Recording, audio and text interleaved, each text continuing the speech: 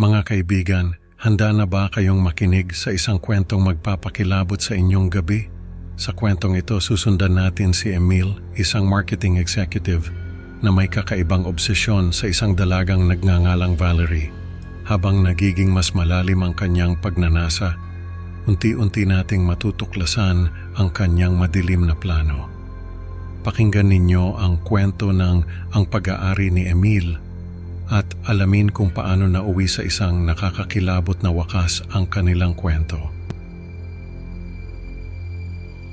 Magandang araw po sa inyo mga tagapakinig. Salamat po sa inyong oras para pakinggan ang aking kwento. Ako po si Emil. Nakatira ako sa Makati at nagtatrabaho bilang isang marketing executive. Mahilig akong maglakad-lakad sa Ayala Avenue tuwing umaga bago pumasok sa opisina. Dito ko nakilala si Valerie at dito nagsimula ang lahat. Sa kahabaan ng Ayala Avenue, habang naglalakad ako papunta sa opisina, napansin ko ang isang dalagang naglalakad sa kabilang kalsada. Ang kanyang mahabang buhok ay sumasayaw sa hangin at bumagal ang oras habang pinagmamasdan ko siya. Hindi ko maipaliwanag ang aking nararamdaman, ngunit may kakaibang koneksyon akong naramdaman kay Valerie. Sa pag-uwi ko, hindi maalis sa isip ko ang kanyang imahe. Sino kaya siya? Tanong ko sa sarili ko habang nakatingin sa kawalan. Bakit may kakaiba sa kanya? Mula noon, sinimulan kong sundan siya mula sa malayo. Sinusubaybayan ang bawat kilos niya sa mga kapehan at tindahan na madalas niyang puntahan. Ang kasiyahan ko ay nagmumula sa simpleng pag-obserba sa kanyang mga nag-iisang gawain na para bang ako'y bahagi ng kanyang buhay kahit hindi kami magkakilala. Isang araw, nakita ko siyang nakaupo sa isang bench sa park. Malalim ang iniisip. Naisip kong ito na ang pagkakataon kong lumapit at makilala siya ng mas mabuti. Habang lumilipas ang mga buwan, napansin ko ang pagbabago sa mga kilos ni Valerie. Dati-rati masigla siyang naglalakad at nakikipag-usap sa mga kaibigan, ngunit ngayon ay laging nagmamadali at nag-iisa. Isang araw, naglakas loob akong lapitan siya sa isang kapehan.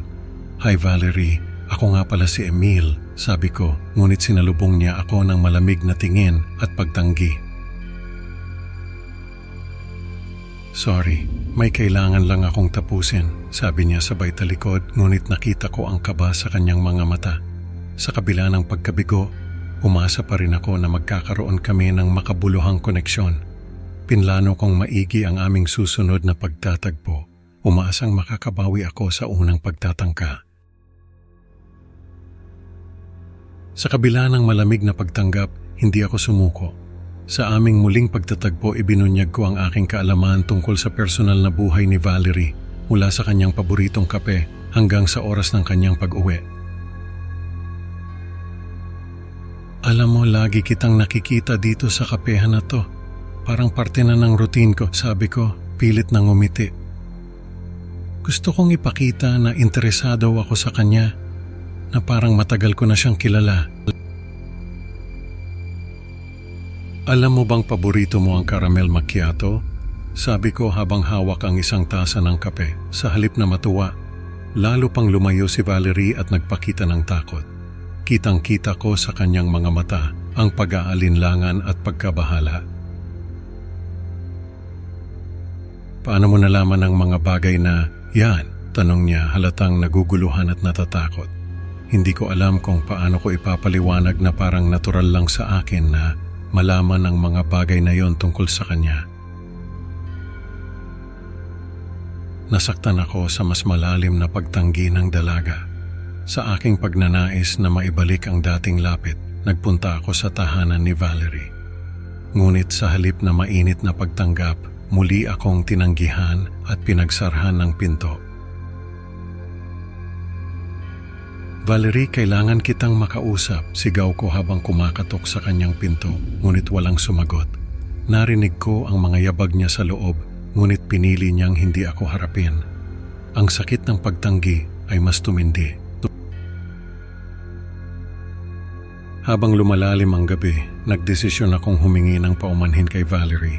Umaasa akong mababasa niya ang mensahe ko at maiintindihan ang aking damdamin. Valerie, pasensya na sa mga nagawa ko. Hindi ko intensyon na takutin ka, sabi ko sa isang mensahe na ipinadala ko sa kanya. Sana'y magtagpo tayo muli sa mas tamang panahon at pagkakataon. Dagdag ko, umaasang magbabago ang kanyang isip. Pero alam kong mahirap na siyang kumbinsihin. Sa aking pag-iisip, mas pinili kong wakasan na ang aming relasyon bago pa ito humantong sa mas malalang sitwasyon tulad ng mga legal na aksyon o hinanakit. Ayokong umabot sa puntong magkakaroon ng mas malaking gulo. Ngunit sa kabila ng desisyon kong ito, hindi ko maiwasang balikan ang mga alaala namin. Para bang may bahagi sa akin na ayaw bumitaw. Ang bawat sandali na kasama ko siya kahit sa malayo ay nakatatak na sa aking isipan. Nagdesisyon akong maglakad-lakad sa park kung saan ko siya unang nakita. Umaasang makita siyang muli kahit saglit lang. Baka sakaling magbago ang lahat. Baka sakaling may pag-asa pa. Ngunit sa bawat hakbang ko, nararamdaman ko ang bigat ng realidad na baka hindi na kami magkita muli. Sa isang baluktot na pagpapakita ng pagmamahal, binalak kong panatilihin ang mga bahagi ni Valerie bilang mga alaala. Sa aking isipan, ang bawat bahagi ng kanyang katawan ay may natatanging kahulugan. Hindi kita kayang pakawalan, Valerie. Bulong ko sa sarili ko habang iniisip ang mga plano ko. Sa aking madilim na silid, naghanda ako ng mga kagamitan at mga bote ng formalin. Sumumpa ako na si Valerie ay palaging magkakaroon ng natatanging lugar sa gitna ng aking mga biktima, kahit nasa harap ng mga hinaharap na relasyon o pakikipagtagpo. Para sa akin, ito ang tanging paraan upang mapanatili ang aming koneksyon magpakailanman. Nagtapos ang kwento sa isang nakakakilabot na eksena. Sa loob ng madilim na silid ko, makikita ang katawan ni Valerie na nakalagay sa isang malaking lalagyan ng formalin. Sa tabi nito, may mga litrato at mga alaala ng aming mga sandali na parabang isang altar ng aking baluktot na pagmamahal. Sa huling sandali, ipinakita ko ang aking walang hanggang pag-aari kay Valerie, pareho sa buhay at kamatayan. Ang aking mga mata ay puno ng kasiyahan habang pinagmamasdan ko ang aking koleksyon na nagpapahiwatig ng aking marahas na intensyon sa hinaharap. Mga kaibigan, ang kwento ni Emil ay nagpapaalala sa atin na ang obsesyon ay maaaring humantong sa madilim na landas. Salamat sa pakikinig. Huwag kalimutang mag-like at subscribe para sa higit pang kwento.